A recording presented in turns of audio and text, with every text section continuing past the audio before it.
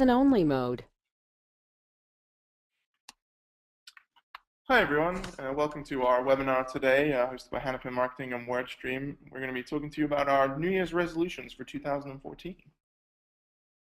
Just to introduce ourselves, so on the line today we have Larry Kim. He's the founder, CTO of Wordstream. He founded Wordstream 6 years ago, and Wordstream provides an industry-leading PPC management platform featuring the 20-minute PPC workweek. I'm Sam Owen. I'm an account manager here at Hannafin Marketing, and I'm a blogger at PPC Hero. I manage Hannafin CRO clients, and I love to blog. PPC Hero is the leading site for PPC strategies, news, and information. And if you haven't heard of us, we'd love for you to check us out. So today's agenda, really, it's just going to be a little lighthearted going into the holidays. Hopefully, try and kind of talk to you guys a little bit about some of the ideas we have for our New Year's resolutions going into 2014. And this was just my favorite New Year's resolution, which is Charlie Brown's. You know how I always dread the whole year? Well, this time I'm only going to dread one day at a time. And that's sometimes how I feel in PPC a little bit. Do you have a favorite New Year's resolution, Larry? Yes, it's on our list today that we'll be covering. Okay, perfect. I went a little off the side there, but we'll pull it back around to PPC, Larry. Don't worry. So if any of you guys happen to want to, tweet us with your PPC New Year's resolutions or just join in the conversation, we're actively monitoring the hashtag ThinkPPC. So we'll kind of get back if you want questions, or you can just ask us any questions in the webinar question box there on the side. We'll try and make some time at the end for some Q&A. So hopefully we'll be able to go through that. We have a couple of live poll questions here, so get your clickers ready. The first one, we're just kind of interested in hearing how long all of you guys have been involved with search marketing. So Larry, how about you? Less than 1 year, 1 to 3, 3 to 5, or 5 plus? And I think I already know the answer. So I've been working on this since 2001. So back then, AdWords didn't even exist, and if you wanted to buy ads on Google, you had to talk to a salesperson and send them a spreadsheet of keywords, and it wasn't even pay-per-click. It was per impression, like CPM-based advertising. But that's quite a while, so like 12 years almost. How did you get your start in PPC? Just was writing software for a company, and they needed someone to work on the ad campaigns. It was a startup, and I just volunteered. It's crazy. So it looks like we have our results here, and it's a pretty even spread today. So we got the majority being less than 1 year, so a lot of newbies, but then also pretty even spread across the results.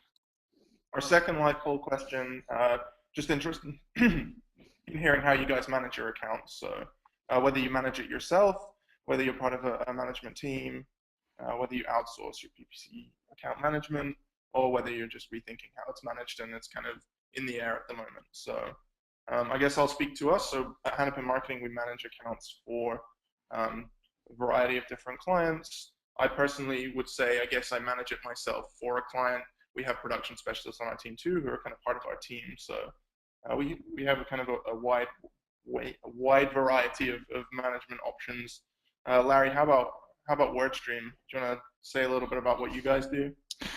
It's more of a do-it-yourself kind of platform. So we sell primarily software. So people who are using Wordstream software are people who want to manage their PPC campaigns like do-it-yourself kind of thing, but just need tools to help them be productive and successful. It looks like we've got our results in for that one. A vast majority, 73% of you guys manage it yourself. So it sounds like we're talking to the right group of people, account managers, people with their hands in the weeds, etc. So hopefully should be a good audience today, Larry. Awesome. We're gonna dive right into our first New Year's resolution. So Larry, do you want to take it away? Awesome. So thanks, guys. My first New Year's resolution here is to get organized. Now, to illustrate just how important this really is, I'm going to tell you a little about this guy named Karl von Clausewitz. He's in the stamp there, and he's basically a Prussian military genius who basically discovered the concept of a force multiplier. And so what this means is that a small advantage in like manpower or firepower can lead to huge decisive advantages in terms of outcomes. And so, for example, Army A has 2 units, Army B has 3 units. That incremental unit, it's like 3 squared minus 2 squared. It's a huge 5 times advantage. Another example, 2 units versus 4 units, it's a 12 times advantage. So, if you're a smaller company or you have smaller budgets, this is potentially bad news here because, if you're being outspent, 4 to 2, your odds of losing are like, 12 to 1, and that might explain why a lot of smaller companies seem to struggle so much with the search and competing with larger companies. But that's just sort of the bad news. The good news here, Sam, can you advance there? Do I have control over the? I'll skip it forward. Okay, so the good news here is. It's not the 19th century anymore, and so in PPC marketing, I think the single most impactful force multiplier here that you can be leaning on is your campaign organization, and in this case, kind of small and nimble can sometimes outfox these larger, more complicated campaigns. So in terms of the way that you go about structuring your campaigns, your ad groups, the keywords, and the ads to form these kind of logical groupings of categories and subcategories, this has tremendous impact on the ad performance in terms of your click-through rates and your quality scores, which are just, at a high level, they're kind of a reflection of your alignment of keywords and ad copy, which comes naturally if you have a well-organized account. And so those types of metrics then in turn impacts like your cost per click, your average positions, your cost per conversions, pretty much every other metric in your AdWords account, and so, or your PPC account.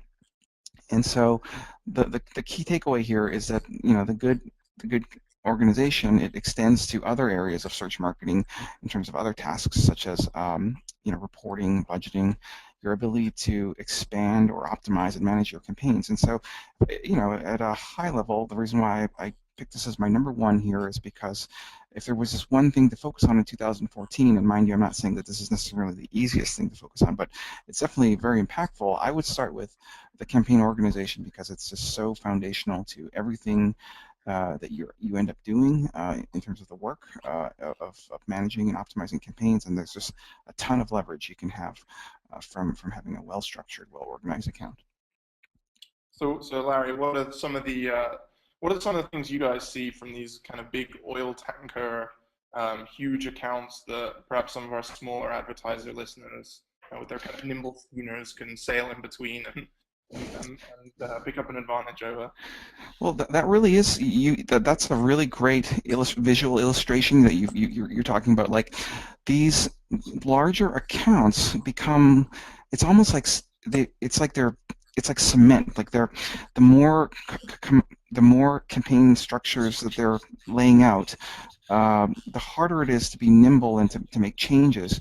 And so there's definitely, like, if you're a small advertiser, I wouldn't be too discouraged here because there's your ability to execute on smaller campaigns is substantially easier than, like the kind of work that people like Sam and the folks at PPC Hero have to manage. Like it's a lot harder when you have thousands or hundreds of campaigns versus 10 or 5. That's probably why you need an agency to help out with the more complex things. I'd say one of the things I notice is, particularly if you're trying to have a kind of mature negative keyword strategy, trying to make sure that you're not overlapping anything across hundreds of campaigns can definitely be a little tricky. Even like multiple accounts, it gets a little trickier than kind of one of these smaller accounts where maybe you've broken out just some top performing keywords. They have their individual ad groups for them with really specific focused copy. So those are definitely some of the advantages we've seen with smaller accounts over some of the hulking bigger accounts that are kind of trickier to take down. So I think Larry's right here. Definitely organization is kind of one of those key tenements that we're preaching in our New Year's resolution. So if you can get your accounts nicely lined up where it's going to be easy for you guys to dive into them, sort them, do your negative keyword research, make sure your top performing keywords are broken out, have their own ad copy and ad group. That's where you're going to really start to see gains over those bigger companies or bigger accounts where it's a little trickier to do that.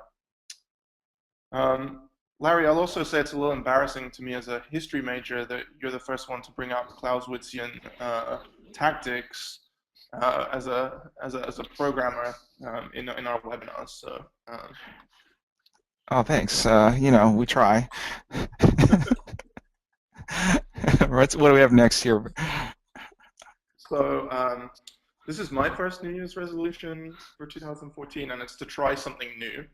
So one of the things that's kind of fun and also kind of stressful about working in PPC is that everything changes really quickly all the time, and you're never really the best at anything because it's kind of, the rug is always pulled out from under your feet because new stuff's going on and people are always more agile and more nimble than you are. So making sure that you just kind of stay on top of that and don't get kind of set in your ways, and you're always setting aside a little bit of your budget to experiment with new things or take the time to learn how to do them and see how they impact your account. That's really something that we kind of want to hammer home. So that's something we try and work really hard on here at Hannafin. I think it tends to pay off just in terms of being at the forefront of things and working out what works and what doesn't for our clients. But there's a couple of examples I've kind of highlighted here. So one is AdWords scripts. If you guys haven't tried anything with those yet, there's a couple of really cool things you can do with them. So I'd suggest just kind of Googling AdWords scripts, going to the Google Help Center. That's the best place to start. There's a few good blog posts out there as well.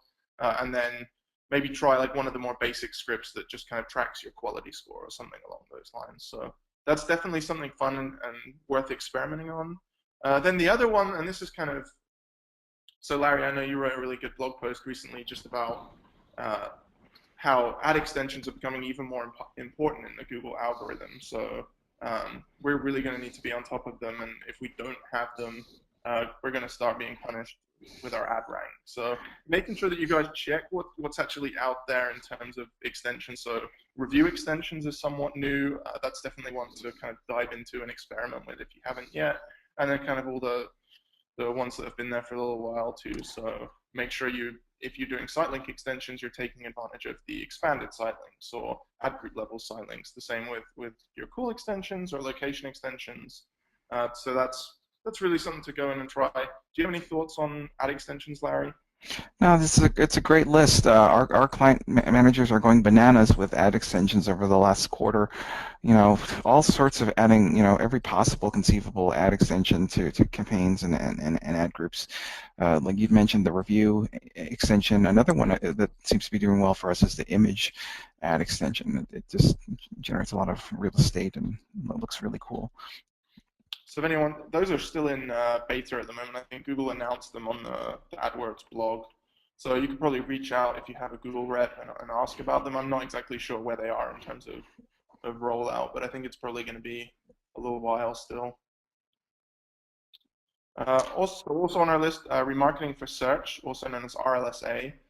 If you have remarketing lists already set up in your account, you're doing remarketing on the display network, it's kind of a simple jump to do it on the search network too. So what RLSA does is let you advertise to users who've already been to your site on the search network. So let's take, for example, someone searches for like Nike shoes, and they go to your shoes.com website, then they leave, and then they start looking for other shoes. Maybe on those keywords you're not so competitive, but you know that because someone's been to your site before, you can bid that term up a little bit. They've been there before, and you show your ad a little more prominently, and because they're familiar with you, they're more likely to come back and buy from you again. So there's tons of really great articles out there if you're not doing remarketing for search, and it's one of the things Google's pushing heaviest at the moment. So they think it's going to be really successful for advertisers. And then the final one, I won't kind of hang on this too long, but it's just dynamic remarketing. So if you happen to have a merchant feed, you're doing PLAs, dynamic remarketing has been pretty successful for us. What it does is if people are looking at a specific product on your site, it will take that product and then show it to them in an ad later on. And then kind of continuing on with something new, uh, is just maybe start to think about broadening your horizons. So we talked about having a little bit of a test budget. Maybe use that for some new avenues of advertising. So we're all pretty familiar with AdWords and Bing. I think most people are probably on Bing at this point if they're on AdWords, because it's a fairly easy process to kind of copy across. But we wanted to highlight a few other options that are out there for you guys. And maybe you take a really small budget every month and you try one of these. And if the return is good, or your return on ad spend, or your cost per acquisition is good, you can kind of reel it in and make it part of your overall marketing plan. So there's a whole load of these out there. Larry, do you have any that you've seen be good for Wordstream customers? Um, well, the social networks seem to be working okay if, like, Facebook, provided that you're using retargeting. Like, just not without using it, we're not able to get that great performance at all. So yeah, I think that's pretty much what we're seeing. So AdRoll is a company that lets you retarget onto Facebook, and as long as you have a Facebook profile, you can actually do kind of sponsored posts and retarget them to people who've been to your site, and that tends to work really well for us. Um, YouTube, obviously, the world's second biggest search engine, uh, is pretty huge and seems a little underused to me. I think maybe because it's kind of harder to track with the metrics that are out there, like cost per view, and people haven't really figured out exactly what the value of that is yet. But um, that's one that we kind of look to expand. I think one of the other troubles is the cost of creating a video ad is a little prohibitive to some smaller advertisers. So, but there are a ton of options out there, and kind of read about them, explore them. Definitely something to do in 2014. So So my next one here, it's Larry here.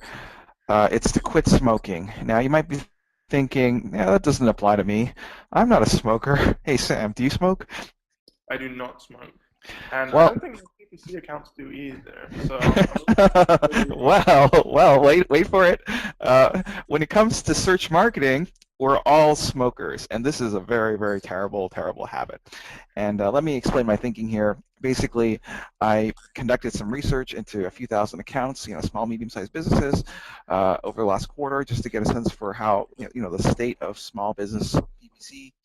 And basically, the average account that I looked into was around $1,200 in spend per month, US dollars.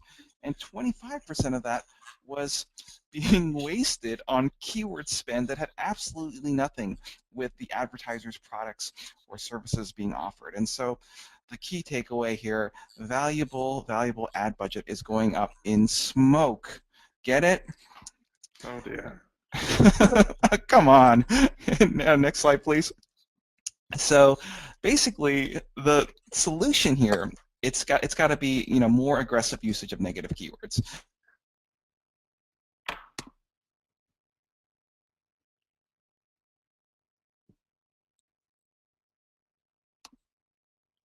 I think we had Larry drop off the line for a second there, so I'm just gonna run through his slide until we can get him back. But the solution, obviously, to your smoking accounts is to really dive in and do your negative keyword research. So I think this is something all of us in PPC are pretty good about, but it's one of the New Year's resolutions that we have here, because I think it's just, even still, Wordstream's data is still showing how much wasted spend there is. So still 25% of queries are kind of that wasted spend, and I think for any of you who don't really look into your search terms, make that one of your priority New Year's resolutions for 2014.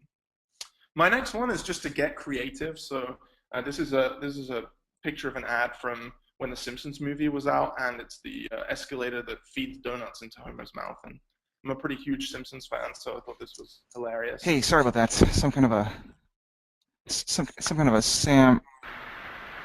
a network problem here with sound. No worries, Larry. Where did I drop out there? I was just jumping into our next slide. So just telling people to get creative in 2014. So much like this ad kind of caught my imagination, I think people are definitely developing somewhat of a kind of a snow blindness just to ad copy. It's very samey. And we can get kind of stuck with, hey, that ad was the best a year ago, so let's just leave it. Maybe we tried one or two ad tests that didn't beat it. So definitely just kind of recommend put together a feature benefit matrix, maybe put yourself in the shoes of one of your customers and start to work out like what exactly is it I'm selling and how can I say it creatively in just 70 characters and what message is it that's really selling my product. So it's kind of going back to basics, but it's definitely a good lesson for next year. And then on top of getting creative just with your regular ads, I don't know if anyone's looked in the ad gallery in AdWords recently, but it's changed a whole lot since last year. This is kind of a new thing, and there's a whole load of different ads that you can kind of click on. So if we just kind of highlight here, first of all, if we're just creating image ads, we can now have image ads kind of built for us based on our own website. So this was just the hennepinmarketing.com site. It shows me what my site is, and then if I click create an ad, it will pull together maybe a headline and color schemes and actually create ads for us. So for those of you who are smaller advertisers who don't necessarily have an in-house design team, it's really cool, and actually those ads have been performing pretty well from us. And then also there's a whole load of other creative that's a little more accessible than it used to be. So dynamic ads, engagement ads, which is where someone will hover over an ad and then it will show something a little bigger like a catalog, and then video ads, and of course the kind of general purpose ads we've been talking about.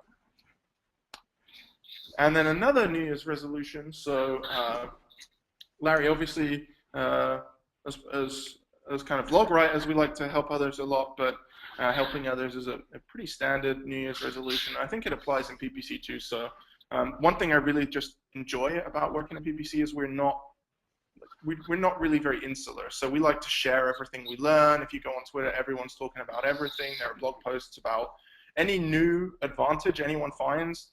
They're more likely to blog about it than hoard it. So it's just something that's really cool about PPC, and I think going into 2014, it would be great if that trend continues as it has for the last few years. And for anyone who doesn't know, this is John Stockton, who is the NBA leader all time in assists. And Jeff, our president, went to Utah, so he kind of insists on getting as many Utah references into our PowerPoints as possible. Oh, so that's what this is all about. And then obviously, a couple of other tips. So if you guys want to join the AdWords community, I know that the top contributors get kind of flown out and ask questions occasionally, so it seems like there's some kind of good perks there. And then one kind of smaller community I like is reddit.com/r/ppc. Lots of questions. And it's kind of a friendly-ish place to get things answered. And then also just doing cross-audit accounts with friends. So instead of necessarily going out and auditing your own accounts all the time, sometimes you can find another company and maybe you can audit each other's accounts if you're not competitors, and kind of gain some improvements that way. Larry, I'll pass back to you to save me some money. Just a point of information here. Were you able to wrap up like that other one, the number 8? Yeah, we finished. We all quit smoking together. Okay, good. Whew. That's a killer. All right, number 5, saving money. Who doesn't want to save money? And I'm going to give you 2 ideas here. There's basically a lot of free PPC resources out there on the internet. I have a few of them. One of them is like this keyword niche finder and keyword long tail keyword tool that I'm showing you here. It's just there were some changes in the Google Ad Planner keyword tool retiring, and so one of the cool features of this free tool is that you can get a lot of granularity in terms of keywords. Like just on this search for buy Xbox 360, it shows 700 different long tail versions of Xbox 360, and you can get those emailed to you. There's an AdWords grader for auditing your PPC account. Next slide, please. And seemingly not to be outdone by my partners here at Hennepin Marketing PPC Hero, I think they've kind of jumped on the the free tool bandwagon, if you will. Releasing some pretty quality free stuff too. The most recent was an ad automator tool for helping you do some testing and experiments on your ads. I think that's really important. It also add other tools to the list like SpyFu, SEMrush for competitive intelligence. Now those aren't necessarily free, but you can get a free trial of them. And I think didn't I read that PPC Hero also released some example scripts, like a script library as well, Sam? Yeah, we have some scripts out there if anyone wants to jump on pro.ppchero.com and kind of look down the library. There's a ton of great scripts resources out there, just kind of across the web. But if you guys want to jump in there, my favorite tool that we have is the Ad Guardian. So basically, what it does is continually monitor your website, and if you go down, it will pause your PPC accounts for the length of time that your website is down. So if we're talking about saving money, that's one I kind of recommend you guys can grab a free trial of it from pro.ppchero.com. You know, interviewed a bunch of people over the last 2 years, people who have the kind of the like we grade people's accounts with this AdWords grader thing, and so I interviewed, the top 5% of people, like people with like the highest scoring PPC accounts, like quality scores 10 out of 10 kind of thing. And one thing that they did have in common was that they use their third-party tools, all sorts of little tools to automate this and that. So that was like one of the habits that was in common among the most successful PPC advertisers in the world. And our next New Year's resolution, so I think this will probably resonate with a lot of people out there. I don't know how stressed you feel each and every day, Larry, but managing multiple client accounts is not always the most zen-like experience. So there's definitely a lot going on, and it's not even the stress of dealing with clients necessarily, is knowing that there's so much going on in your accounts. You don't want to miss anything. You don't want to have a spike that you don't see. So really trying to work to reduce these stress levels, and it kind of all ties in with other stuff we've been talking about. So using tools and getting organized, and obviously getting help managing your PPC. So this isn't necessarily like a sell for an agency or a tool or whatever. This is just really having some other way of keeping an eye on things. So whether you have a couple of freelancers who help you when you get particularly busy, whether you have your in-house team, or whether you just plan your time a little better. So it could be that one thing I really like to do, so I send out automated reports from Google AdWords at the start of each month, so I always know from a lot of my segmented reports, like I'll always know how my geo-targeting is doing, I'll always see how my day parting is doing, and then I'll also just get a list of my top search terms with no conversions and see how much they're spending. So just taking a little time to put some good automated processes in place can really prevent you from kind of ending up like Fry hair and tearing your hair out. So alerts and notifications too, that's always huge.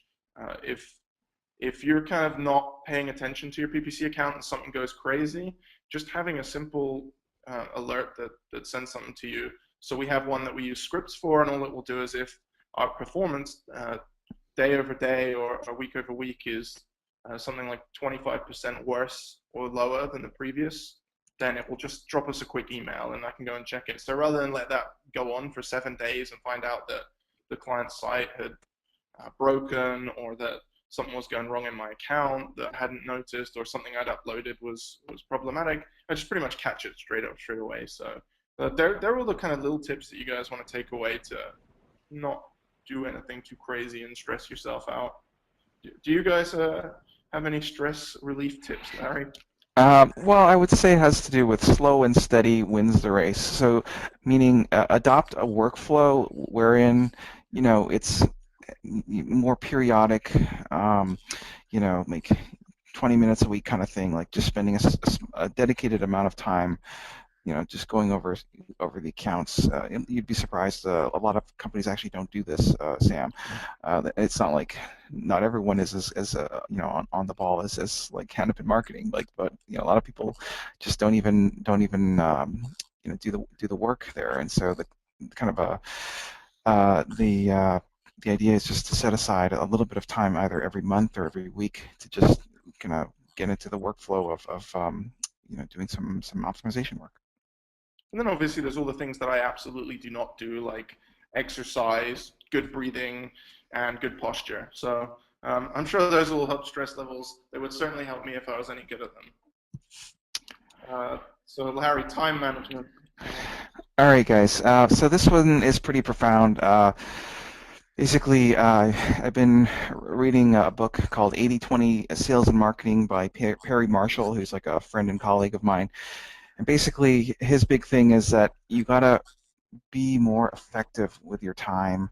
And the way to do this is by figuring out what sort of things in your account makes a difference and what makes no difference whatsoever. And so he challenged me to look at my accounts, and this is like just an example account of some companies spending $500,000 on paid search. And he challenged me to try to figure out where I should be focusing the time, and then I did some analysis here, like what campaigns spend the most money. So there's like 21 campaigns in this account, but a disproportionate amount, 78% of it. So basically 80% of it's coming from 19% of the like the top 4 campaigns. Next slide, please. Um, Similarly, conversions, 68.4% of the conversions coming from 19% of the campaigns. Next slide. Where does the keywords, like how does the spend go across the different keywords? There were actually thousands and thousands of keywords within this account, but 86% of the spend came from just the top 20% of the keywords. And so I think you kind of get the picture here. Next slide, please. Which is, this is another great one, like what ads to test. So everyone can agree that you need to do some ad optimization and ad testing, but typically a small number of ads generate most of the impressions and the spend in your account. Next slide, please. And similarly, landing page optimization, obviously you have to have a lot of amazing offers and everything, but this analysis shows that you can actually get by with, maybe 1 or 2 amazing offers, and the rest just need to be good enough, because the vast majority of the clicks typically go to a small number of ad groups. So next slide, please. So the key here in terms of managing your time in 2014, it has to do with developing a better kind of search marketing workflow. So starting with, as I mentioned before, being active. So the bar here is very low. If you actually do something in your account once per week, you'll be ahead of about 99% of the other advertisers out there. Like in terms of small businesses, this excludes like the Expedias and Pricelines out there. But basically, how can you be effective with so little time? Well, it has to do with focusing the efforts on the things that are likely to make a difference. So, for example, I'm only going to try testing out, on ad groups where the ads are actually getting impressions, and just doing that analysis to be smart about, what you're working on, and making sure that is worth working on. Next slide, please.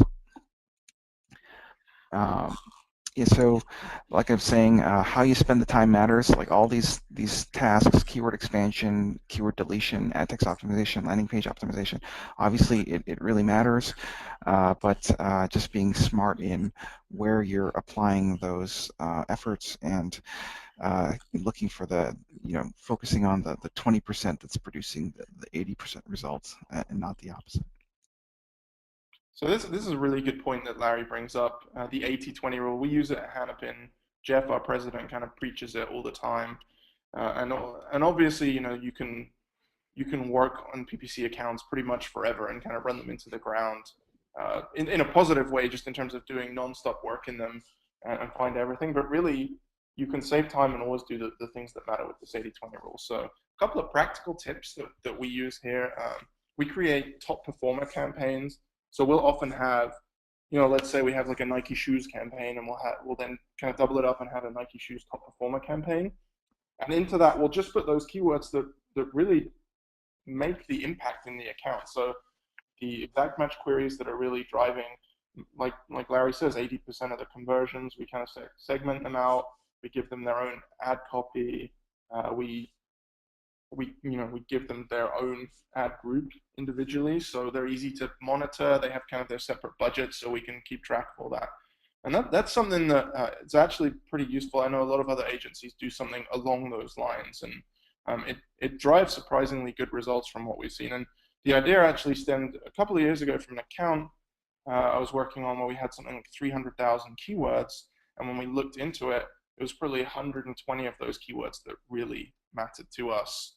in terms of keeping them optimized. And the rest, sure, there were a few conversions here or there that were helpful, and it helped to find new things and new trends. But when we started focusing down on those top 120 keywords, our performance just kind of skyrocketed compared to when we were trying to deal with the 300,000 keywords in bulk. So definitely something I would recommend to anyone who doesn't do that at the moment.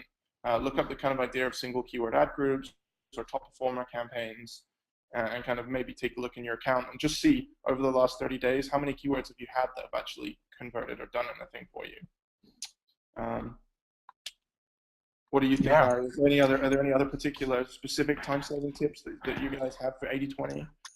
Yeah, I just think this is it's sick how how you could spend 60 or 80 hours a week doing stuff, and you can get a lot of that effort, well, not the same, but you can get some of that effort by spending a lot less time. So I think that's just remarkable. So one of my last resolutions is just, and this always applies in PPC, but to get a better education. So one mantra I kind of have is that there are no experts in PPC. The longer I've been doing it, the less I feel like I'm good at it, the less I feel I know about it. So there's always new stuff happening, and you really have to manage like what you know and what you don't know. But I thought we would share a couple of tips maybe for how you guys can start to get a little better. So the first one I would say is just give yourself time every week. So I know I block off at least a couple of hours a week just to read blogs. And if you want just a starting spot, just have the AdWords blog kind of bookmarked, which is something pretty simple. But if they launch something new and it's official and it's going to be in the account, that's where it's going to be. And by kind of being on the ball, checking the AdWords blog, you'll always be one of the first ones there to kind of get ahead of your competition to get there. And then there's the Bing blog too, if you want to check for those guys as well. And then I've just kind of listed a few of my other favorite PPC and search engine marketing blogs out there that I kind of read on a regular basis. So Search Engine Land, Search Engine Watch, Search Engine Journal, those are kind of all-encompassing. I talk a lot about SEO and PPC. And then you have obviously Larry's blog, Wordstream, which is great and talks about a lot of the data side of it that they're able to get. Having so many hundreds of thousands of people use their tool and give them their kind of AdWords data, that's always a really interesting one to look at. You have our blog, PPC Hero, Certified Knowledge. So if any of you guys are fans of Brad Geddes out there, definitely, or if you're not even, I definitely recommend kind of taking a look on the Certified Knowledge blog. He has a great book out there too. And then there's a couple of other blogs I read. So 3Q Digital's blog, Kissmetrics is great. And then if you are really interested in ad copy and what makes great ad copy and why your ads don't zing that well, Boost CTR's blog is awesome too. Larry, do you have any favorite blogs that you read regularly? This is a really good list. I think I would just add kind of how I do this. What I do is I have about a 35-minute bus commute, to work and back to the office, and I just use Twitter. So there's like a lot of PPC friends in the industry that I follow, and I just it's really nice because I can check it in the morning, go through my Twitter feed and see what's being shared, and then go do the same thing in the evening. It works out to be about an hour a day. I used to watch videos and play Candy Crush like on the bus, and now I'm just doing it with Twitter. And so that's like a kind of a way to get this better education without necessarily sucking up all the time in your day kind of thing. I'm not sure the Indiana State Troopers would be too pleased if I was twittering on my drive down to work every day. Well, you have to be taking a bus though.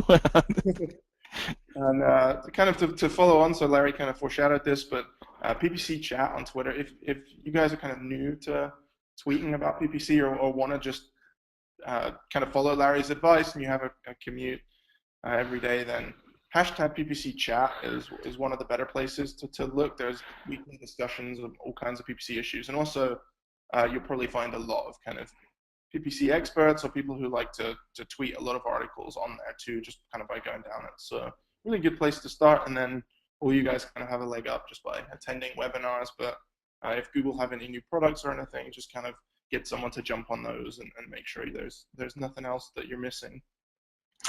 That's a great one. The PPC chat.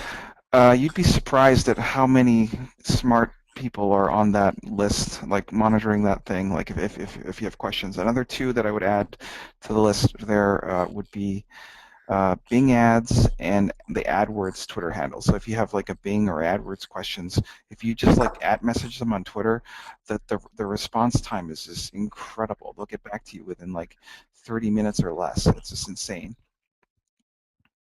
Do you have any favorite tweeters, Larry, who tend to give you a lot of good articles? It's all over the place. Yeah, I can. No, I think maybe David Satella. He's probably the best. Like for PPC, like as a kind of a curator of tweets. What do you think? Yeah, and obviously Matt Umbro, the founder of PPC Chat's a good one too, because a lot of the PPC Chat questions go through him, so that's probably a good starting point if you guys want to get involved in that. But I like so David Zatella doesn't originate posts, so he's not like only tweeting his own stuff. He curates, SEM stuff. So I think that one is a great one. Matt Umbro definitely up there too. And that's at SZETVLA, is that right? Nobody knows.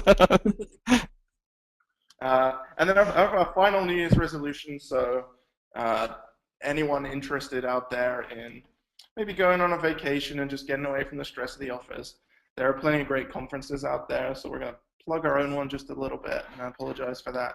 We have HeroConf coming up in April in 2014 and down in Austin. And it'd be awesome to see some of you guys down there. Of course, there's not just us. There's a load of really great conferences out there. So there's SMX, who are always putting out great conferences. If you're familiar with SES, they've rebranded to become ClickZ Live or Clicks Live. I'm not sure exactly what it is, but they put out really good conferences too. And then there's some of the other ones that members of our team have been to recently. So State of Search, Conversion Conference, if you're more interested in kind of the landing page side of it. AdTech's always interesting just in terms of the sheer number of people who go to it, and the number of kind of vendors out there, and different sessions on hand, and then PubCon from kind of the publishing side of things. So these were just the ones that came to my mind, Larry. Do you have any that I know you speak at a lot of conferences. Are there any you think are particularly useful for PPC newbies or just people with PPC experience? No, I think this is a great list. You hit all the usual suspects. I think so. I'll be at all these conferences. So if anyone wants to meet up at any of these conferences, they're all great. Especially Hero Conference. It's like specifically like it's the only conference that has the focus on SEM, paid search, as opposed to just paid search being kind of like a sideshow of within 10 different tracks. I think that's pretty refreshing. And I had an idea for you, Sam. I think we should move the Hero Conference like in 2015 to Hawaii. What do you think about that?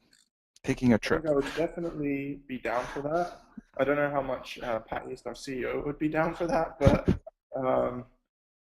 I'll go and pressure him now. I think it would become a lot easier of a sell to everyone out there. You have to really twist my arm to go out to that conference here. Yeah. All right. So what do we got next here?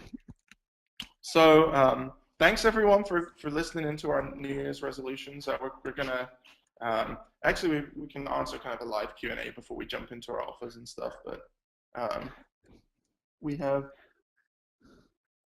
Oh, here's the offers. So we'll do our offer, and then we'll kind of see if we've had any questions from there. So if anyone else, out there is kind of interested in getting a free live demo of what Wordstream have to offer, then just kind of tick the poll here, and same again for us. So at Hennepin, we offer a kind of free one-on-one solutions blueprint, and we'll kind of take a look into your account and do a mini audit and make suggestions for you guys where we think you could grow your account. So these are really no obligation things. They're not gonna mean that you have to sign up or pay us anything. It's more just kind of if you're interested, and these are some services we provide. And I know that there's a ton of really good Wordstream tools out there that you guys could try too. So So guys, I've been working with Hannafin Marketing. This is Larry here from Wordstream. I've been working with the folks at Hannafin Marketing for just over a year now, in terms of working with them in their educational content. I've been reading their blog since 2006, and I got to say, like, these guys know their stuff in terms of, like, if you're spending $20,000 a month or more in ad spend and are looking for expert, search marketing, consultant work to manage those accounts, I have no trouble endorsing, them 100% A plus. They're excellent folks, all of them. I know a lot of their account managers, and I really just can't recommend it, them highly enough, like to take them up on this offer here. Just wanted to add that. Thanks, Larry. We definitely appreciate the kind words, and I'll say my favorite WordStream tool, just if anyone's interested, is just the niche finder, or I guess niche finder, depending on your pronunciation. But I really like that as a keyword tool. It just takes a slightly different angle to the other keyword tools out there. So normally when you're kind of stuck in a rut for finding things, that can be the one that we kind of turn to. All right, so let's go to questions then. It looks like we've had a couple. So the first question is just, for us newbies, could you define what good campaign organization is beyond top performing keywords having their own ad copy? Sure. Yeah, I'll let you handle that one out, Larry. It depends on your business, but I think what it means is to have kind of a logical grouping of campaigns that move from categories, broader categories like electronics or televisions, to like at the campaign level to more narrow and specific subcategories, such as like LED TVs or plasma TVs, like at the ad group level. And so the key here is that, by having this kind of hierarchical, logical infrastructure, that it actually should be aligned with the information architecture of your website. So if you go to like an Amazon.com, or if you go to, like a company that offers various solutions, you want to kind of mirror the information architecture of the categories and subcategories of stuff that you offer in your campaign organization. Anything to add to that, Sam?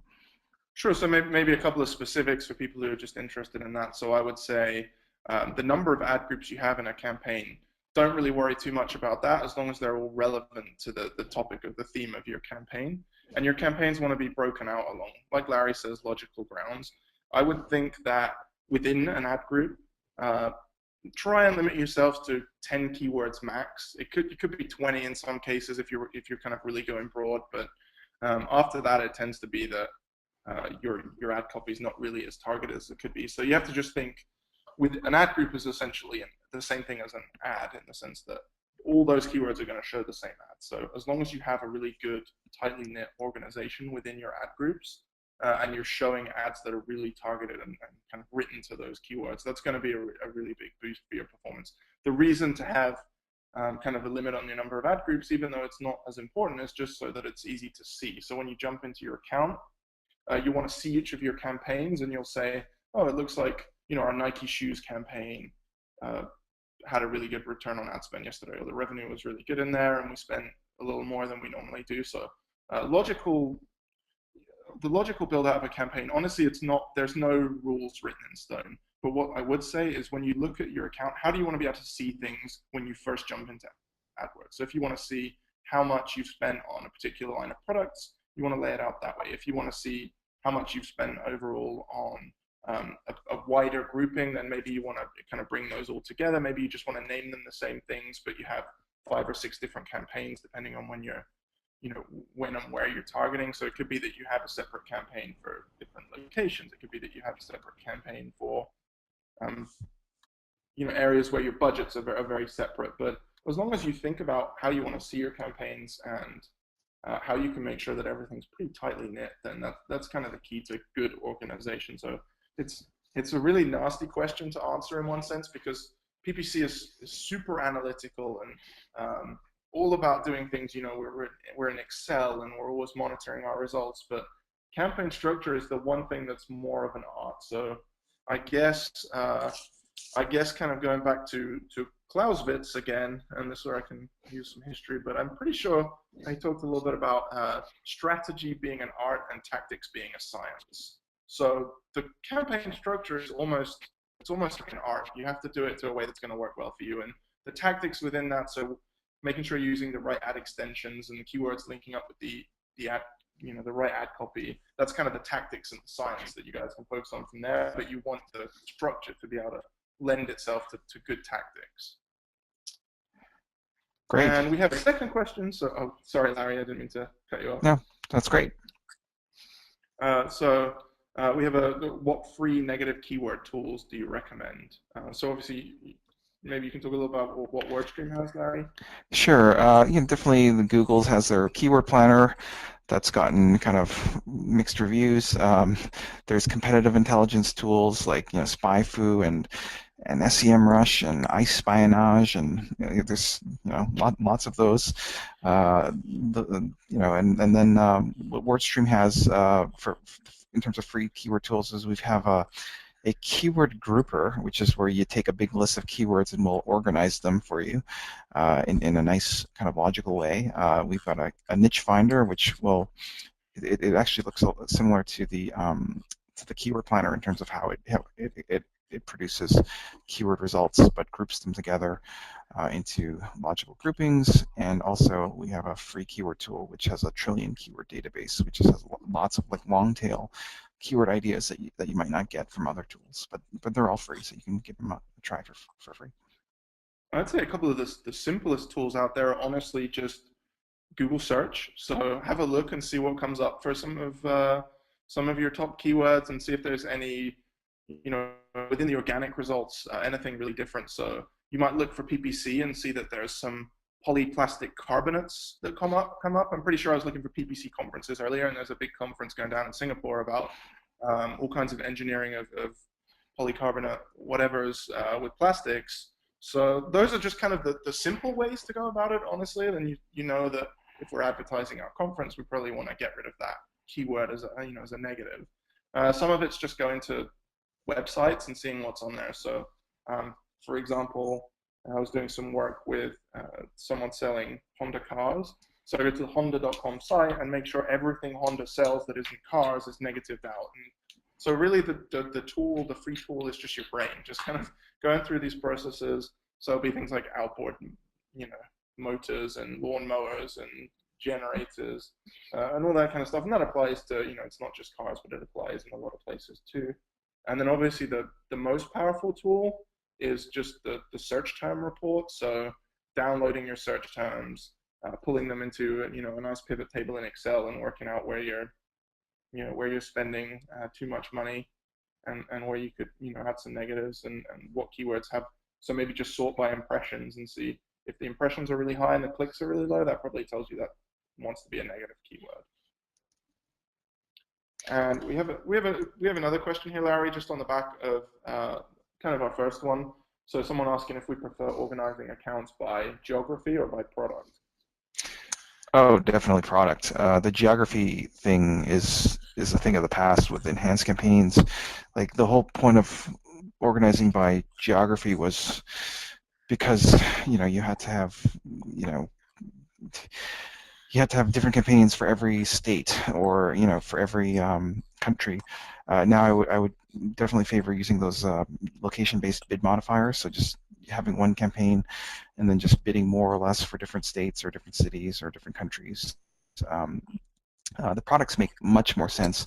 It always depends on the business, but generally I think that the products make much more sense because there's if you think about how most businesses are aligned, like say you're a company that sells 5 different products, so you have 5 different divisions or something like this.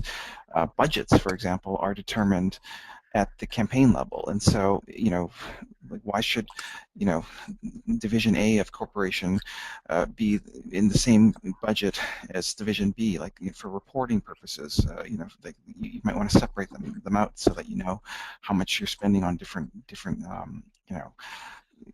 organizational units. So I would definitely favor the products, unless Sam, do you have anything to add there? So enhanced campaigns definitely made it easier to organize our campaigns. So we don't have to worry about, hey, we've noticed that in Texas, our cost per conversion is worse than in Florida, so we need to create a whole new campaign and bid everything in Texas down. So we don't need to worry about that anymore. I'd say where you do need to worry about it still is if you're going to different websites, so like maybe Amazon.com or .co.uk, depending on if it's in the UK or US, or where you have kind of marketing budgets set above your head where it's no, we really need to spend, you know, $10,000 this month on our expansion into Asia where we're looking to kind of build some new markets for our product, but we have, our $100,000 kind of set aside for US, which is our typical biggest market. So I still agree with Larry, and I think that what I would do in that case is organize by product and then kind of subdivide by country. So I would still have like Nike shoes and then Adidas shoes and whatever else. And kind of Nike shoes are obviously stuck in my head for some reason, but that's how I would kind of think about organizing it at first, and then from within there you can break it down. So you might have Nike shoes dash US, Nike shoes dash UK, or whatever, but that product becomes the main kind of thing you're keying off. Does that sound about right for you, Larry? Is that how you would normally do it? Yeah, it depends on the businesses, but more often than not, that would be kind of aligned with what I would typically see. So we've looks like one last question here, and it's asking particularly, Larry, about Wordstream, if you have tools that are effective for video campaigns, or if not, if you know of any tools that are good for video campaigns. Well, I don't think that we're specifically, like, we don't have specific tools for video stuff, but that ad planner that you were talking about, not the ad planner, the what was that called? The image builder, the ready-made image builder, can help you create kind of these interactive HTML5 Flash display ads. So that's not quite video, but you get a little bit of interactivity there with the built-in templates. I think that's a kind of a low-hanging fruit in terms of an area to start. It's not full video though. Like video is a little harder. Like we did a video ad. We had to contract with like a local video producer, and we had to tell him our story, and then he had to it was like a $4,000 project to produce this 30-second commercial. But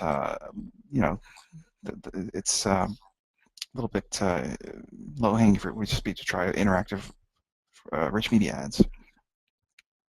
And I think I kind of agree with you, Larry. There's video ads are really way less mature than kind of traditional text ads or even image ads, just because of, I think that the cost being prohibitive, we kind of said earlier, but also just less people have experience with them. So still, even just getting your head around the tools that Google offer, they're pretty useful. So if you have a YouTube channel and that's what you're advertising from, you'll get stats in there, and then also you can kind of build your YouTube remarketing lists, and also using the online video section of AdWords. So I tend to prefer not to, because I like to see everything in kind of CPCs, but that will charge you on a cost per view based on if someone watches the whole of your video, but it has way better metrics, and you can kind of be a lot more targeted specifically on YouTube there. So if you haven't given that a whirl, maybe, like I said, part of your New Year's resolution is to set aside a budget and try and work out what you can do with it. And it sounds like that's the end of our questions for today. So it looks like it's just about getting to 2 o'clock here. So we're going to wrap up. I really appreciate everyone being on the webinar today. Thanks for all your questions. Larry, it was great to speak with you again, and thanks for joining us. All right, thanks, guys. Thanks for organizing. Thanks, guys, and we'll have a webinar again coming up soon. So look forward to seeing you again then. Happy New Year, guys. Yeah, Happy New Year to you guys as well. All right, bye.